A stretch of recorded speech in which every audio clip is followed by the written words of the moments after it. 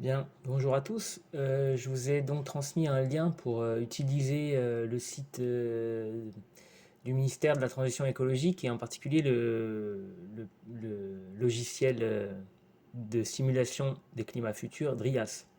Donc là, si vous cliquez sur le lien que je vous ai transmis, vous arrivez sur cette page. Et donc c'est la première page de paramétrage du modèle numérique du climat. Donc, vous pouvez tout d'abord regarder les différentes choses que vous voulez modéliser, les différents thèmes. Donc, il y a plusieurs sous-thèmes. Le plus simple, c'est de modéliser l'atmosphère. On reste en métropole, donc France métropolitaine. Et ensuite, vous pouvez regarder plusieurs données du futur. Quelle sera la température du futur, les précipitations, le vent ou l'humidité. Je vais rester sur température. Je valide donc ma première page. Donc mon simulateur se lance. Donc je peux sélectionner plusieurs modes d'exploration. Donc là, par défaut, il y a plusieurs modèles qui sont sélectionnés et il n'y aura qu'un seul indicateur et un seul scénario. Bon, ça, si je veux, je peux le changer. Voilà. Avec plusieurs scénarios, un seul indicateur, un seul modèle, bon, comme on veut. Là, on va plutôt prendre plusieurs modèles. La moyenne des modèles, du coup, donnera une tendance avec un seul indicateur, un seul scénario. Euh, les indicateurs, ça, c'est ce que je vais voir dans mes données futures. Donc ça, je peux regarder, il y a plein de choses que je peux regarder. Je peux regarder les indicateurs factuels, c'est-à-dire comment va évoluer la température moyenne, ou quelle température moyenne il fera, combien il y aura de jours de gel dans le futur. Ou je peux regarder les écarts par rapport à aujourd'hui. C'est peut-être plus parlant de choisir ces indicateurs-là, hein. Quel sera l'écart par rapport à aujourd'hui? Et donc voilà, il y a plein de choses sur la température. Si vous prenez la pluviométrie, il y a plein de choses aussi. Donc ça dépend de ce que vous voulez voir. Mais vous pouvez vraiment faire le tour, refaire plusieurs simulations pour voir comment vont évoluer tous ces paramètres climatiques. Donc par exemple, si on regarde le nombre de nuits tropicales, vous savez, les nuits tropicales, c'est les nuits d'été très dérangeantes où il fait plus de 20 degrés la nuit et où en gros on ne peut pas vraiment bien dormir. Donc moi je vais regarder ça, l'écart de nombre de nuits tropicales par rapport à celle d'aujourd'hui.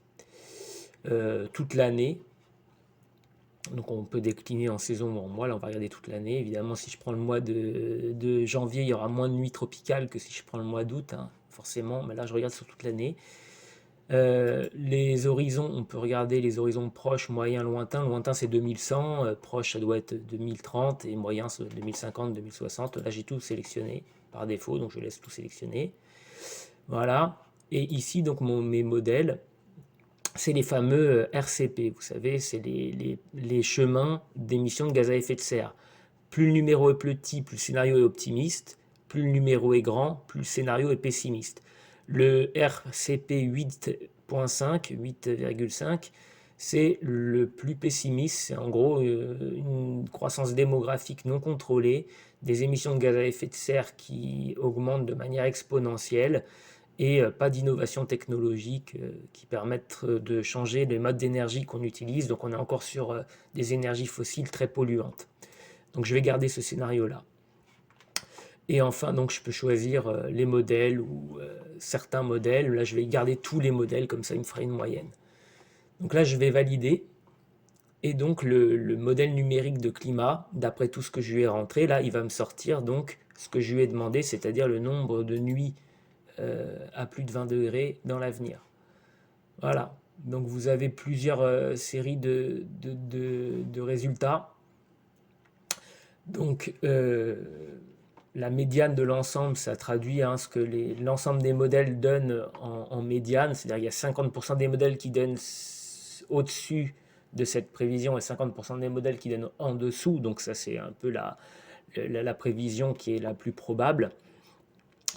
Donc vous voyez les nombres de nuits chaudes aujourd'hui, à peu près aujourd'hui, hein, entre 1976 et 2005, et à l'horizon lointain d'ici un siècle, donc en 2100.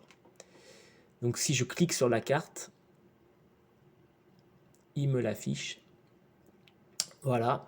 Donc écart du nombre de nuits tropicales, différence entre la période considérée et la période de référence. Scénario donc sans politique climatique, hein, c'est le RCP 8,5. Donc je peux me balader sur ma carte et regarder si je me mets en Île-de-France, là, vers chez nous, un peu à l'est. Voilà, il y aura 29 nuits de plus qui seront donc au-dessus de 20 degrés par rapport à maintenant. Aujourd'hui, hein, le modèle de référence qui est là, on en a en Île-de-France, on en a entre 3 et 6. Hein, 3 c'est une nuit, ici on est à 7 nuits, voilà, ici on est à 4 nuits, donc on est autour de 6-7 nuits chaudes insupportables par an en période de canicule. Et donc, hein, dans le scénario le pire, dans un siècle, on aura vraiment 36 nuits de chaud, soit quand même 30 nuits en plus, un mois où on pourra pratiquement pas dormir. Voilà qui nous incite peut-être à revoir un peu nos émissions de gaz à effet de serre et nos comportements individuels pour pouvoir vivre dans des conditions qui sont pas trop insupportables. Et voilà pour le tutoriel. Merci à tous.